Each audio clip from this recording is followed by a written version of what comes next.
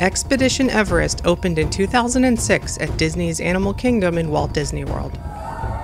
It took 6 years of planning and construction to bring this massive attraction to life. At the time, it was the most expensive roller coaster ever built. But it's the attention to detail that sets it apart from other rides. Here are 10 Yeti-sized facts about Expedition Everest. Number 1. Expedition Everest is the tallest of all of the Disney mountain attractions throughout the world, which is fitting given the Everest name, although the ride doesn't actually take place on Everest. In the story, we're on our way to Mount Everest, which can be seen as a peak in the distance made to look farther away using forced perspective. But first, we must pass through the Forbidden Mountain, which is where the ride takes place. The mountain is 199.5 feet tall, beating the Tower of Terror as the tallest attraction at Walt Disney World by just 6 inches. If it was a half a foot taller, they would be required to place a blinking red light on top to alert airplanes. To sculpt the mountain's rockwork, Disney created a new type of scaffolding that is built directly into the design. After the sculpting and painting was complete, they removed the scaffolding piece by piece, patching the holes left behind as they went. Number 2. The coaster track, mountain structure, and Yeti platform are 3 completely separate structures, all built together but without actually touching one another. Each of these components reach the ground level independently. Imagineers used computers to design a layout that would keep the track at least 6 inches from the mountain's steel structure at all times.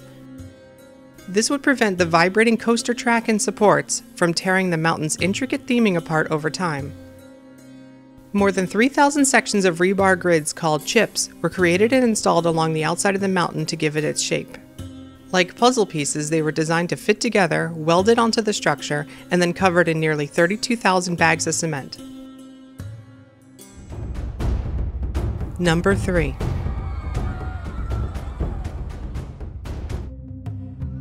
Even before you arrive at the mountain, you may see some warnings of the Yeti. This shrine showcasing the mighty Yeti is shaped to mimic the Forbidden Mountain in the distance.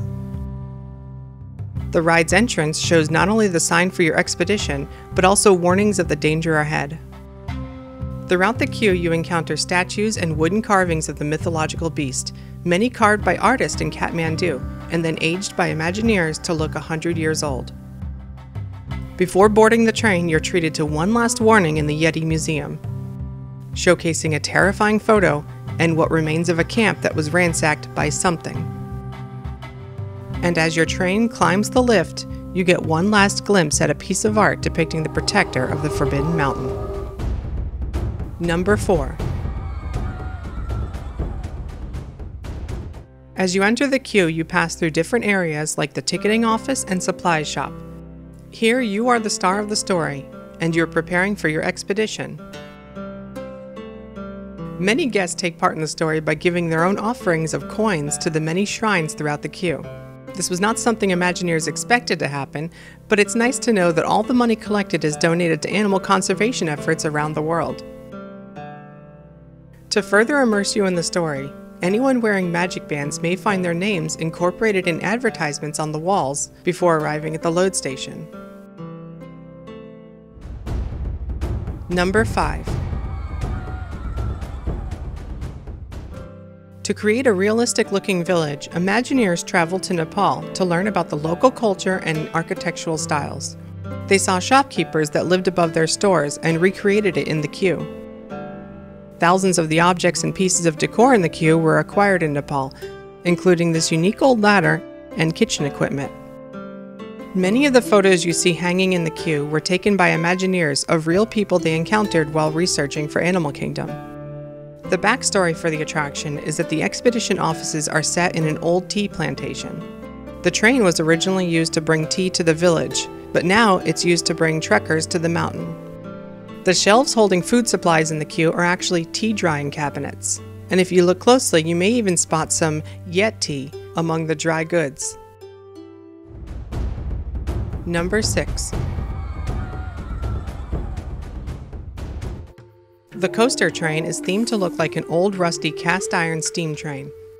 But instead of carrying around boiling water, the steam actually comes from somewhere else entirely. A boiler is located just outside the load area. The steam is pumped in under the track at the load area, and it shoots up through the back train car when it parks at the station, making it look like it's coming out of the smokestack. Since you won't be looking behind you during the ride, they only needed the steam effect when your train arrives. Number 7.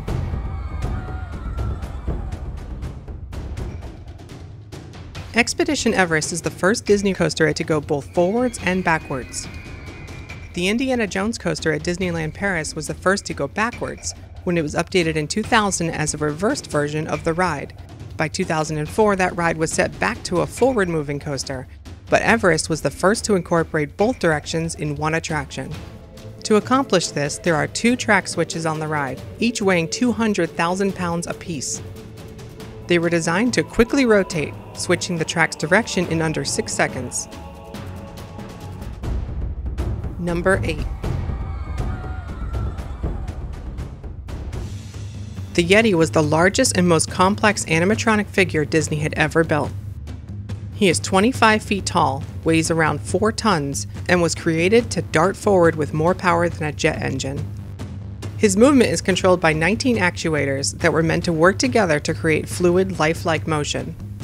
He was designed to lunge forward toward riders using a long boom extending out of his back, powered by hydraulic thrust. His skin and fur covering measures out to 1,000 square feet, and it's held in place by around 1,000 snaps and 250 zippers. The Yeti's roars were recorded by voice actor Fred Tatasciore, known for his voice work in films and video games. Number 9. A few months after the ride opened, the Yeti's framing split. It is believed that running the Yeti as it was originally intended could further destroy the structure on which it sits. To prevent complete catastrophe, the Yeti animatronic is currently run in B mode, which uses a strobe light effect to simulate movement rather than allowing it to actually move on its own. This strobing effect has earned it the title of Disco Yeti. When asked about fixing the Yeti at the D23 Expo in 2013, Imagineer Joe Rohde had this to say. It's really hard to fix, but we are working on it. I will fix the Yeti someday, I swear. And finally, number 10.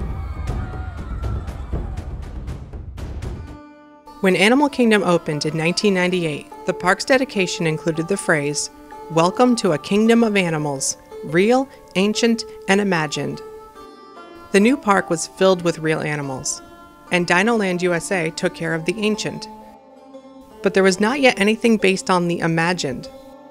A land called Beastly Kingdom featuring mythical creatures like dragons and unicorns was originally meant to open with the park, but it was postponed and eventually canceled. Expedition Everest would bring the park's first imagined creature 7.5 years later in the form of the Yeti. That is, unless the legends are true. That's all for now.